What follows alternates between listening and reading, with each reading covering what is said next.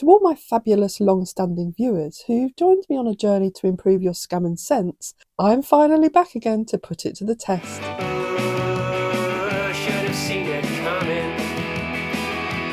Hi everyone, welcome to Planet Juju.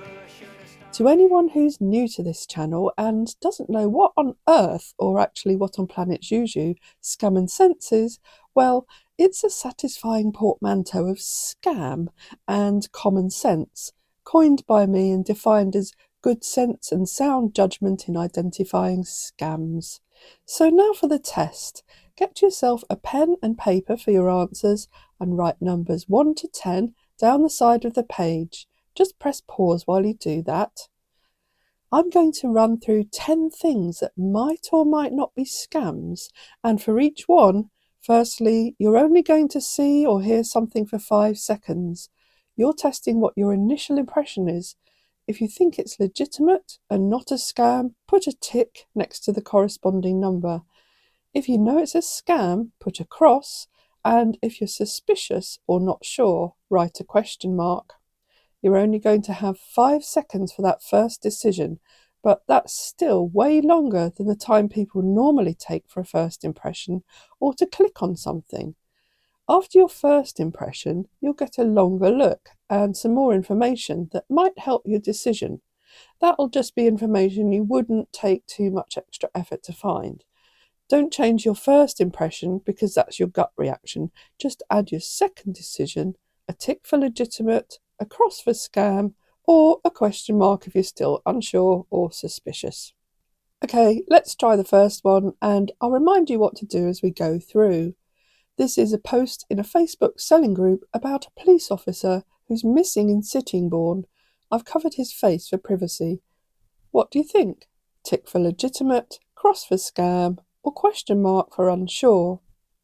Ready for some more information? Here's a longer look at that post. Help find him. Police officer Thomas Chandler went missing yesterday morning here in Sittingbourne. His truck was found last night with his daughter inside, but unfortunately there is still no sign of him. He's 6'4" and 167 pounds. A silver alert has been issued for Chandler, who is considered to possibly be in extreme danger and in need of medical assistance. We are asking for the community's help. Only takes 2 seconds to share. Tick for legitimate, cross for scam, or question mark for still unsure. Okay, I hope you've got it now. Number 2. Another Facebook post advertising a house for rent. 5 seconds. What's your gut reaction on that one? More info. Available for rent. Price $700. Deposit $300. 2 bedrooms and 1.5 baths. Sections 8 allowed, pet friendly. Contact us on this link to schedule a showing and for more homes.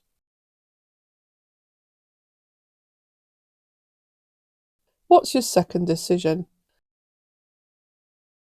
Okay, number 3. A text message from Royal Mail. 5 seconds. Write your first decision now. Let's have a longer look. Royal Mail, the shipment of your item on 6/1/25 was not successful. You must rearrange a new slot now using this link. What's your second decision? Number 4 is a landline phone call we had from British Gas. The caller was a real person, but I've replaced exactly what she said with an AI voice called a letter. Some context before you listen. My husband is the named customer of British Gas. Our landline number is present in the account details, and we don't have a smart meter installed. Here's a 5-second intro. Hi, good day. You're speaking to Aletta, the metering specialist. I'm calling from British Gas. Any thoughts? Mark down your first decision, but I think you'll probably want to hear the whole thing. Hello. Hello. Hello. Hi, good day. You're speaking to Aletta, the metering specialist. I'm calling from British Gas. We would like to please speak. Hello. Hello. Hi, you're speaking to Aletta. I am a metering specialist calling from British Gas and would like to please speak to me. What about? It is in regards to the meter at his property.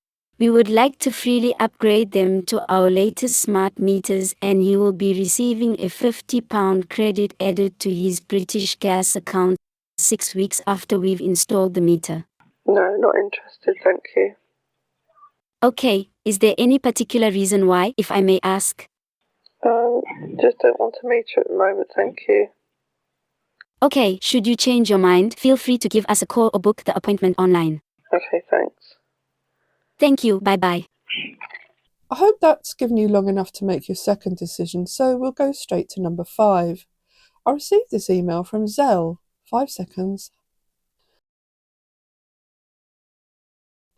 What's your first decision? That's a lot to take in 5 seconds, so here's a longer look.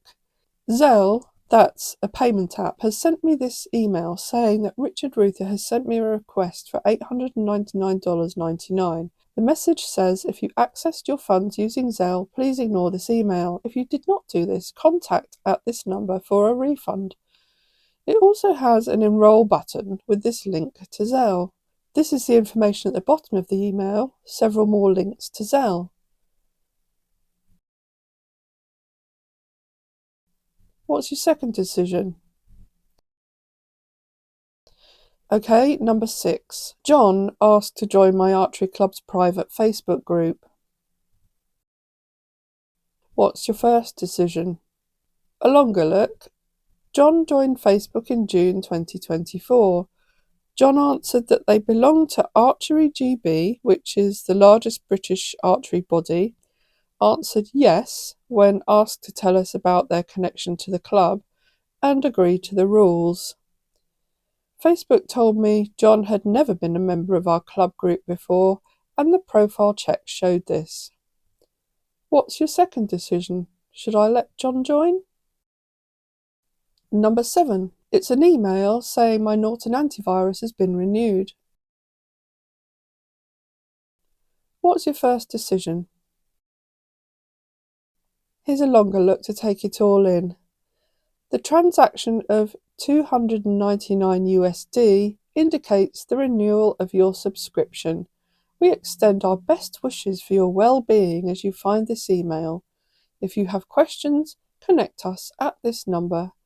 Thank you for subscribing to Norton 360 Standard Edition through us. This is an invoice for your recent purchase.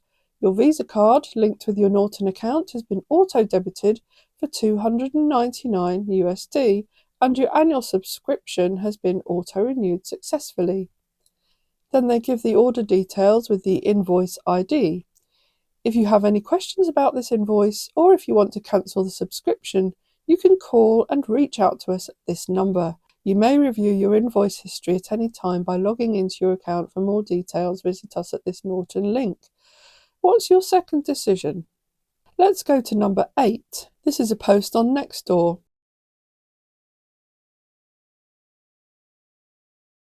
What's your first decision? Now for a longer look. Tiago here has said, hello everyone, sorry to bother you with this, but I work as a freelance photographer and lately things haven't been so easy for me. I live alone here in the country and have to manage various other things and bills to pay, just like anyone else. I'm not here to play the victim because that's life, but something happened while I was working. A group of young people running bumped into me and knocked my only camera down, which caused a lot of damage, and it's not even working now. I don't have a warranty for it, and even if I did, it's unlikely it would cover a fall like this, I believe. I went to check the repair cost and it was quoted at £530, which is money I don't have at the moment. This camera was my only source of income. With the available funds I have, I'm short by £130 to cover the repair so I can get back to work. Some time ago, I made a PDF colouring book with 250 pages and all the content is there. I was wondering if you could help me by purchasing these books. If you can, please email me requesting a copy of the book. Remember, the donation amount can be any amount. Thank you for your attention. My email will be below. Then he adds his email and a couple of pictures of some of the drawings he's talking about. Mark down your second decision and we'll go on to number 9. A jigsaw company having a closing down sale. What's your first decision? I put the picture there to start with, as that's what tends to catch the attention first. But let's have a look at the advert. It's a sponsored ad on Facebook. I regret to inform everyone that Quordle Puzzles will be permanently closing. Due to underperforming advertising, excessive inventory purchases, and our bank account nearing depletion, we have no other option but to bid farewell. My family and I are deeply disheartened because despite our utmost efforts, we cannot operate Quordle Puzzles profitably. If you wish to purchase any items from our store, please make sure to place your order before the closure. We will be closing in the coming weeks and potentially earlier, depending on inventory levels. This is your last opportunity to shop these items, as they will disappear forever. Seize our clearance sale before these items sell out. Prices start at £3.97. Get it now and there's a link to the Quordle Puzzles website. Here's their about info. What do you think? Second decision. And now for the last one, number 10. An email from Sigrid Rousing. Your first impression? Here's a longer look. It's from Mrs. Sigrid, addressed to recipients. Heart greetings. I am Sigrid Rousing, a Swedish investor and philanthropist. Your email address was provided by Google Inc., randomly selected as an active user on the web. This year, I decided to donate 5% of my wealth to both charities and individuals due to the coronavirus pandemic that has paralysed the whole world. I am donating to you, whatever that number is, euros, and I urge you to help someone around you with the little you can. Contact me on this email address, Fendelwoodilo, redacted domain name, for more information. Regards, SR. I'm sure you've reached a second decision, so now for the analysis and scoring, and a quick Scambait at the end. Number 1. Would you share that in 2 seconds without giving it a thought? Without even looking at Sharon's profile or even the picture, I know this is a scam post. Why? Well, if he's a copper from Sittingbourne, his title would not be police officer, because Sittingbourne is in a county called Kent in southeast England, and we still have police constables or PCs. Additionally, a silver alert isn't a thing here, and there's no official contact information. But the picture's a huge giveaway. It's not even a British police uniform. If you're in the US, you might not have found it as easy, but Sharon turned off the commenting and also reacted to her own post to make it look as if it had more engagement. And if you're still unsure, you could of course type Police Officer Thomas Chandler in Facebook's search box, and you'll find he's missing from Texas too, and all sorts of other places. Give yourself 10 points for a double cross. If you have 2 question marks or 1 cross and a question mark, score 6 points. If you put a tick, either first or second, I'm sorry, but you don't score anything for that one. Number 2. I hope you noticed that this post was by the same Sharon in round 1. In fact, it was the exact same post, just the following day after she'd edited it to remove the missing person information and pictures and replace them with the home rental details. Did you notice the link with the Cutley URL shortener? With strong scam and sense, you'll never click on random links like this, but it would take you to this fake property rental website, Foreclosures Realty. Strange name for a rental company. Oh, and it's a GoDaddy website. They'll probably be asking for money up front to secure a viewing, except they'll never turn up because Sharon is a fake profile of somebody who probably lives in Zimbabwe. Their only likes are 3 artists from Zimbabwe. And that property with the same photograph appears on the Zillow website as being up for sale in Nashville, Tennessee, not in Kent, England. Yeah, that's a scam. Give yourself 10 points for a double cross if you have 2 question marks, or 1 cross and a question mark, score 6 points.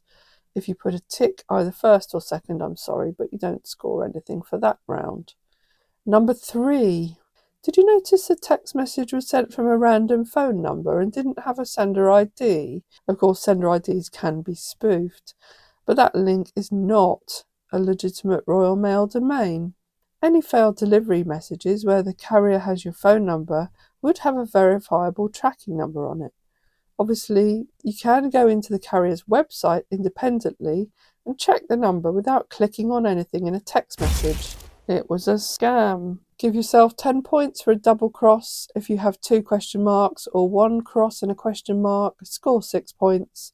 If you put a tick either first or second, I'm sorry, but you don't score anything for that round.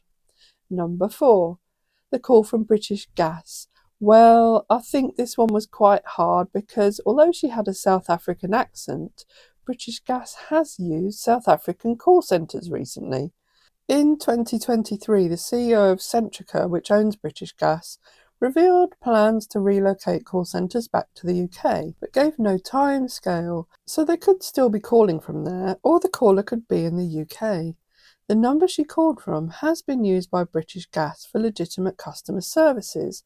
However, numbers can be spoofed, and there are plenty of reports on Who Called Me UK that suggest scammers are using it too.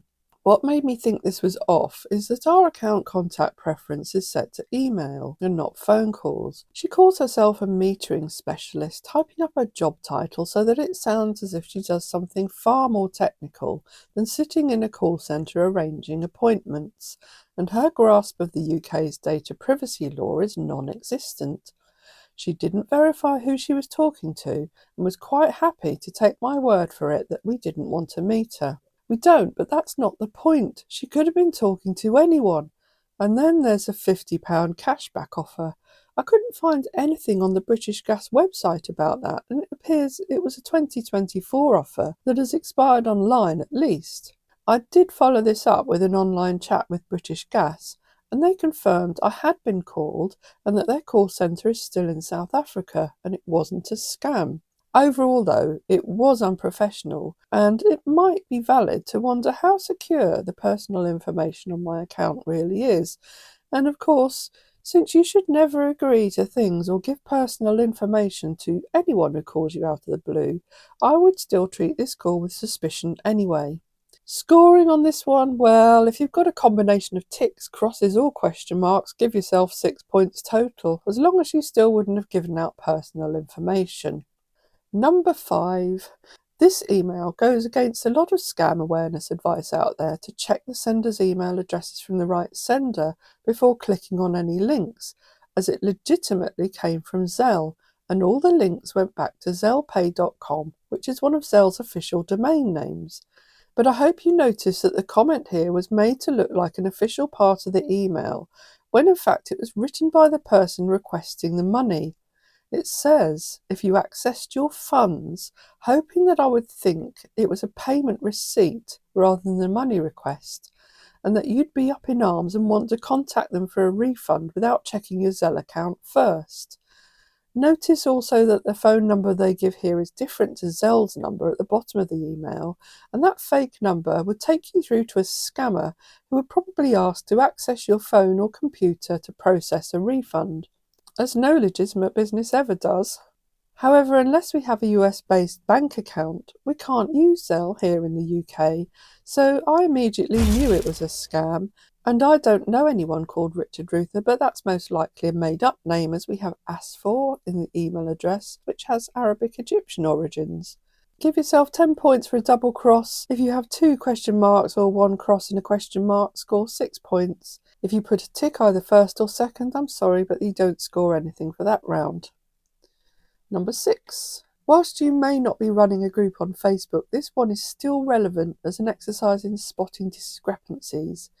Facebook's full of bots and fake profiles that try to get into groups to spread scams and disinformation.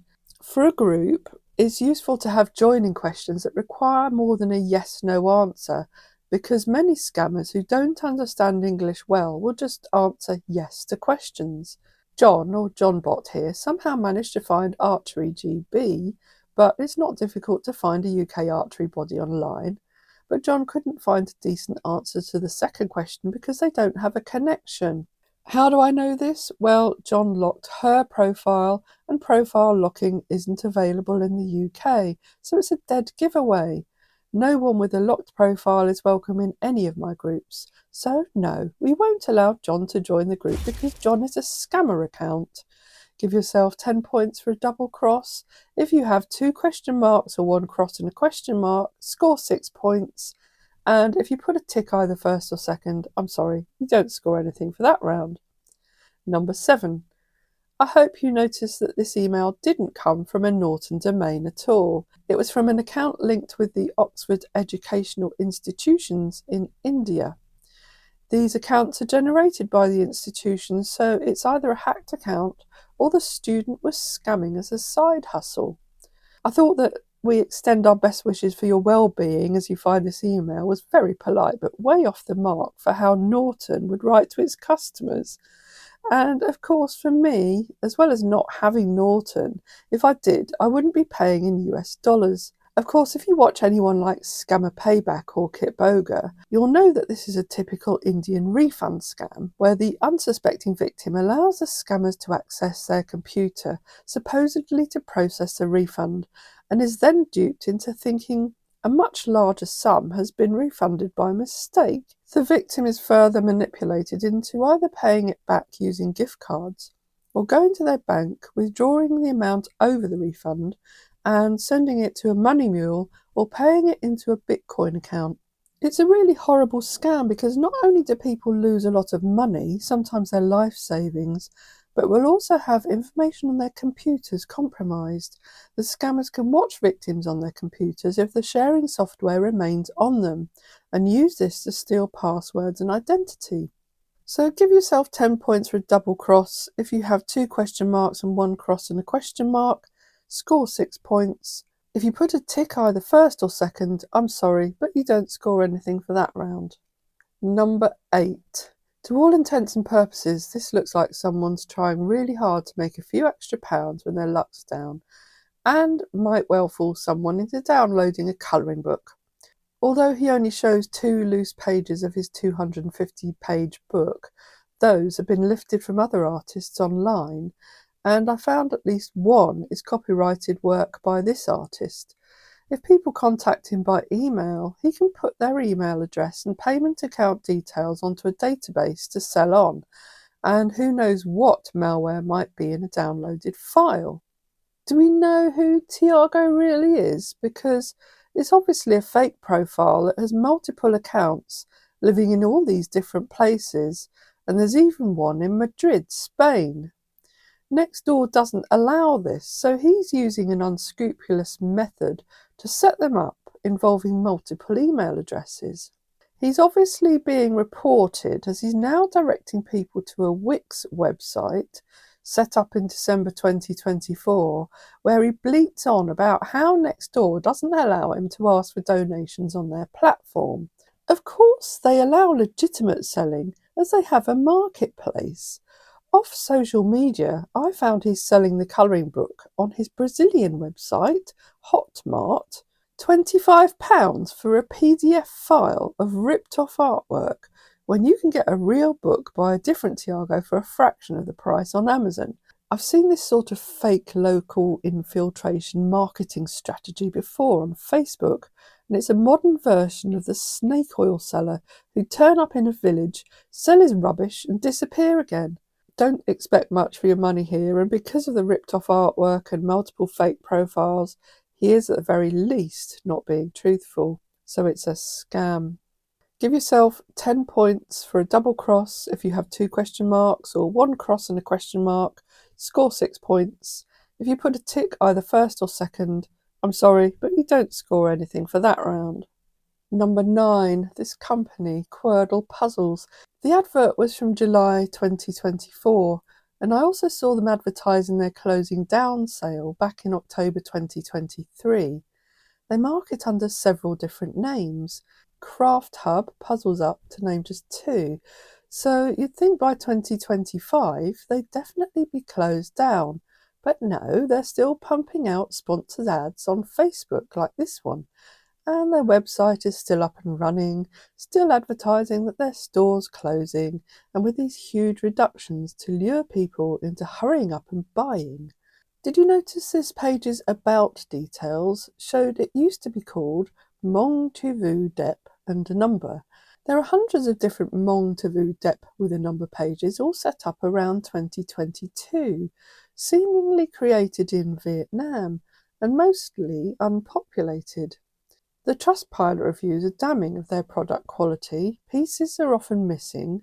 Delivery time, if the delivery appears at all, is slow, and they lack good customer service, with many people receiving no response.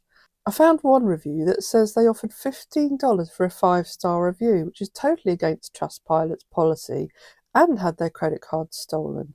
Others I've seen complain of email spam, which I can't unsubscribe from. Caveat emptor, buyer beware. You might be lucky, but since they operate with misleading adverts and there are reports of dodgy dealings, I certainly wouldn't trust them. And I'd never buy anything from a company that said it's going out of business, because you never know whether you'd receive anything at all. Slightly different scoring. Give yourself 10 points for any combination of crosses or question marks. If you put a tick either first or second, I'm sorry, but you don't score anything for that round, because it's always advisable to be suspicious and do your due diligence first. And the last one, number 10. Now, come on, random philanthropists don't just randomly select people on Google to throw money at, do they? Especially when they don't even personally address the email and send it out to recipients. The sender's email is made to look as if it comes from an organisation in Denmark, not Sweden, and the email to reply to is different. None of these have anything to do with Sigrid Rousing, and of course, we know it's a scam. This particular one has been around for a while, and even Sigrid Rousing herself commented on it on Twitter. I think that one was easy. Give yourself 10 points for a double cross. If you have a question mark and then a cross, score 6 points. Anything else, and I'm sorry, but you don't score anything for that one. Tot up your scores to see how you did, and let me know in the comments. The maximum score for all 10 is 96, and if you scored that, congratulations! Your scammer sense is working very well, and you have a good eye for a scam. If you scored anything above 60, you're probably quite good at recognising scams after some thought and questioning the validity of things. It's safer to err on the side of caution after all, and that's what Scam Sense is all about. If something seems odd, listen to your intuition. If you scored below 60, that means you didn't recognise at least one scam, and there's still a bit more work to do, as you might be vulnerable to being scammed in a moment when your mind's on something else. Of course, if someone doesn't know it's a scam, it's easy to be taken in, so the more you familiarise yourself with what's out there, avoid acting quickly on anything and ask other people if you're not sure, then you're less likely to be taken in. Now, I couldn't let fake Sigrid Rousing go before my scambaiting alter ego, Michel Le Preneur, had taken the P, so he replied to Fendel Wadilo, "How much?" just to see if there would be a response. Sure enough, they replied as Sigrid Dilo 32. The yellow highlighting is as it appeared on the email. I would like you to fill the information required below and get back to me for the documentation preparation towards the conclusion of this donation to your designated bank account. And then they ask for personal information that they can use to sell on to other scammers and to steal an identity. Everything, in fact, except the most relevant thing, the bank account details. Note: keep this to yourself until the 1.000.000,00 euros has been sent and confirmed by you. Great grammar. Because I won't appreciate different persons contacting me for donations. They obviously didn't notice they hadn't sent the original email to Michel Le Preneur. For more information about me, here is my Wikipedia below, and there's a link which of course we don't click on, but it points to here. I await your swift response in anticipation of my email in furtherance of this process as soon as possible. Best regards. Well, that's even more confusing. Is that just €1 with a random load of zeros after it? So Michelle replied, Hello, Siri Dildo Satitu. Please, can you clarify in words how much exactly is that number? Regards M. le preneur. And they came back with, please tell us the currency of your country to enable me to tell you how much it is. Us. A little slip up there, more than one of them then. Euros is fine, Michelle said. I just need you to spell it out as the amount in figures is unclear. Regards M. le preneur. They were obviously mathematically challenged with this figure and didn't reply, so Michelle sent another email. I still await your response, which should be simple enough. English spelling is preferable, of course. But I think he broke their brain because they didn't reply. I hope you found that interesting. Thanks for watching, and I hope to see you again soon. Should have seen it coming.